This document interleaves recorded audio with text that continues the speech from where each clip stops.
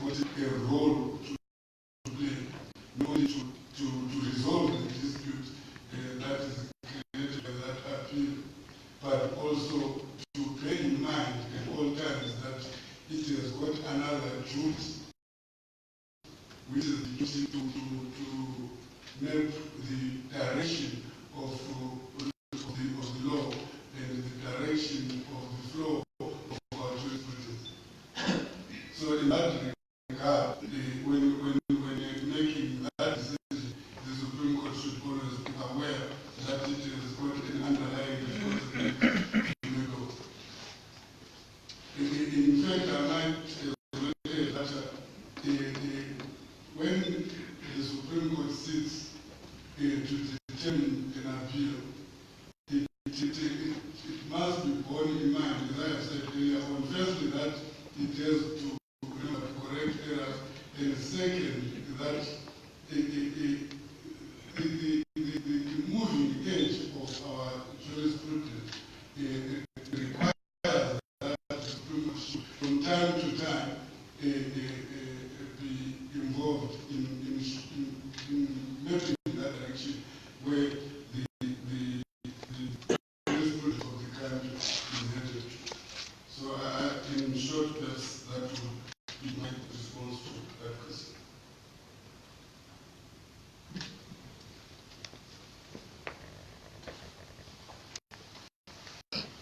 The second question is as follows. State three fundamentals governing the exercise of jurisdiction of the Supreme Court. Step 1. Each principle is important in defining the relationship between the Supreme Court and other courts.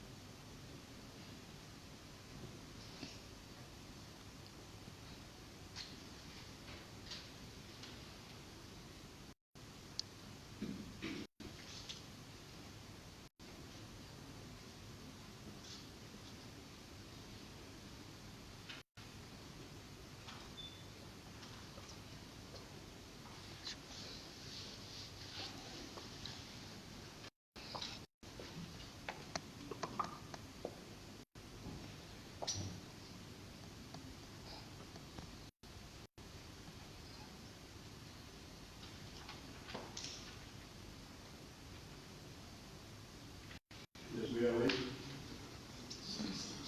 So just to go through.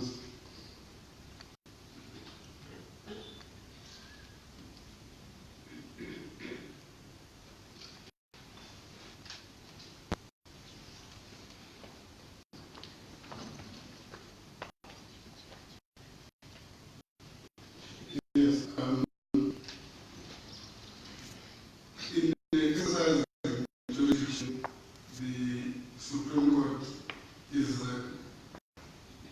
as I have indicated earlier on, it is a court of appeal.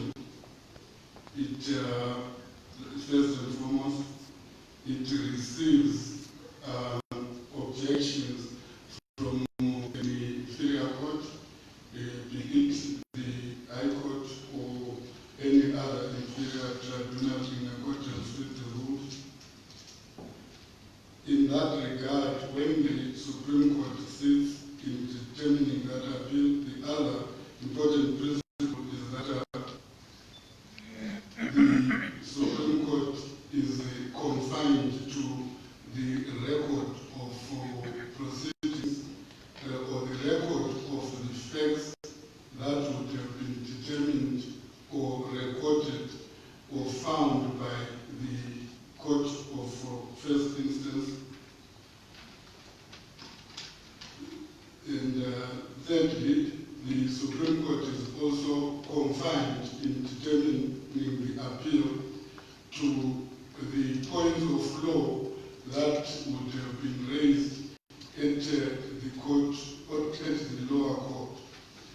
And in my view, those principles are important in that one has to appreciate that the Supreme Court does not hear where it sits as an appellate court. It does not hear or confront the dispute for the first time.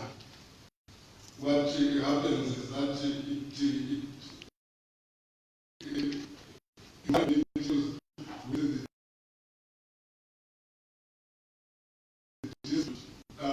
with the dispute, which has come as an opportunity by a from the decision that has been taken by another court. And to that extent, therefore, the Supreme Court is only confined, as I said, to the record of facts as found by the inferior court, as well as the issues that would have been raised by the parties, the legal issues that would have been raised by the parties at the first instance.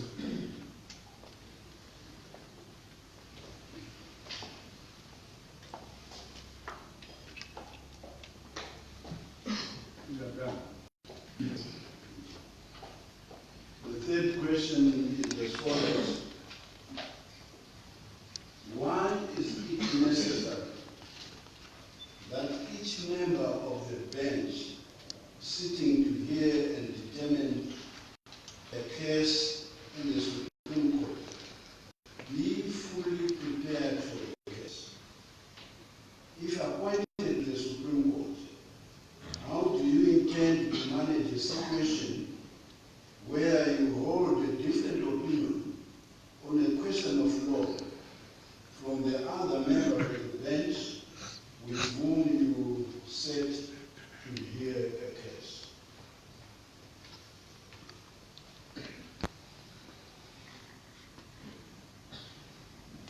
Yes, thank you, Mr. Chairman.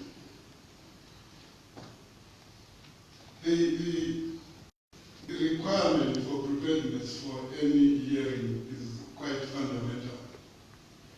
There can be no substitute for preparedness.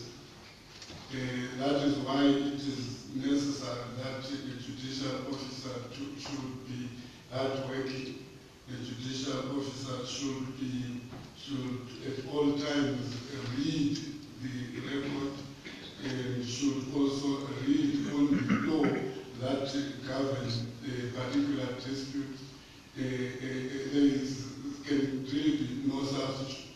You are required to prepare thoroughly ahead of the date of hearing in order that you are able to note those areas that require to be decided, to also be able to raise concerns with the legal practitioners that will be arguing the case before you, and in so doing, you are therefore able to, without much of a difficulty, understand the facts, understand the law, and also have those areas in which you are concerned clarified by argument at the hearing. The hearings of the Supreme Court are of a peculiar nature in the sense that they involve more than one judge. The hearings of the Supreme Court actually involve, at the very least, two, but in the majority of cases, three judges that sit as a team and put their heads together in order to determine an appeal that is before them. It is in that regard that it is universally accepted that the Supreme Court is a small college, so to speak, because the judges there are collegiate.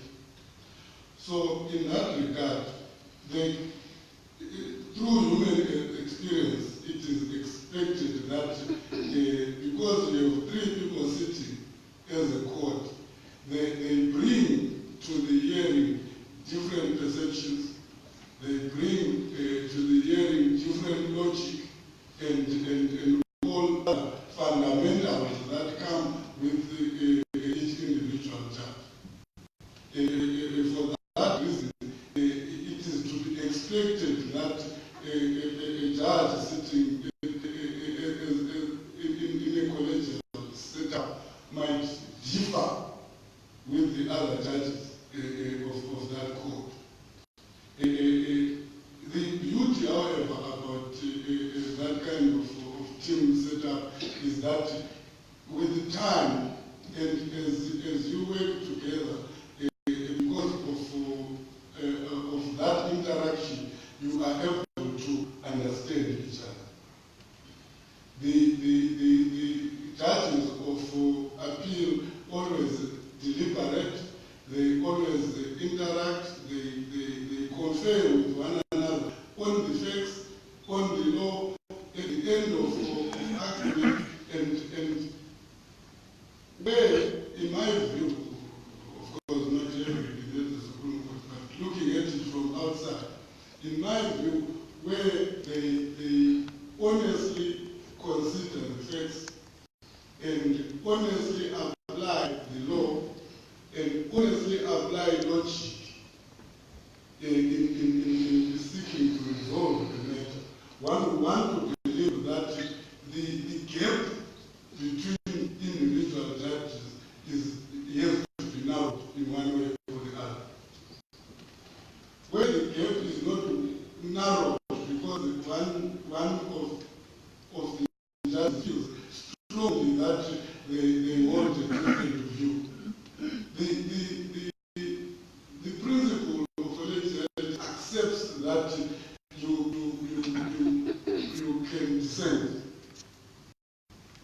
But it might be the first prize is that you must be able to persuade each other.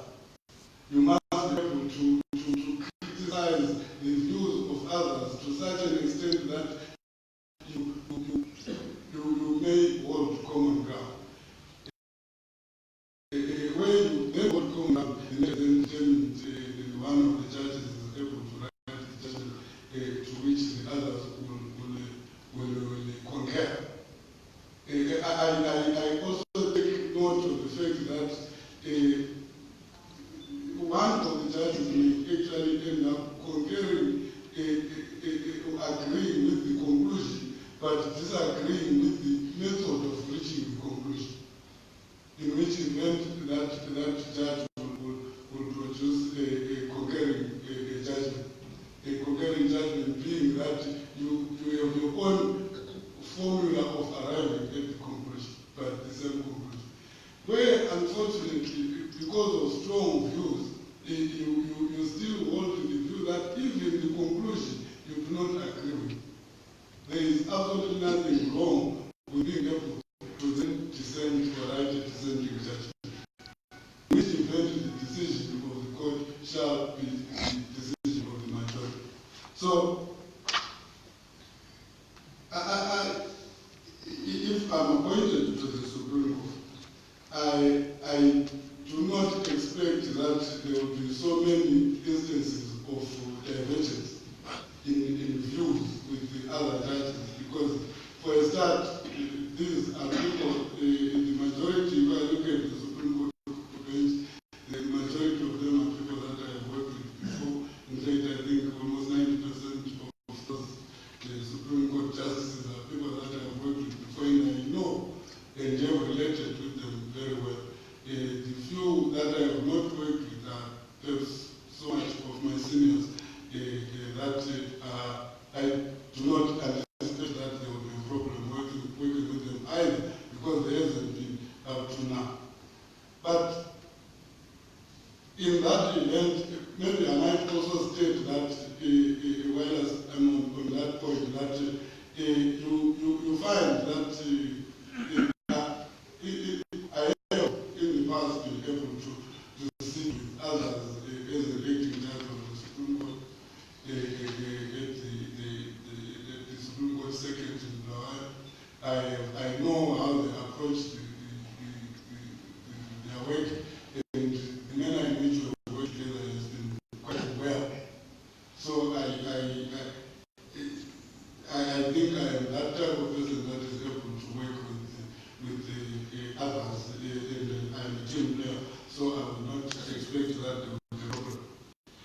in the event that still, for whatever reason, one is to disagree with others, the law allows that you should disagree kindly and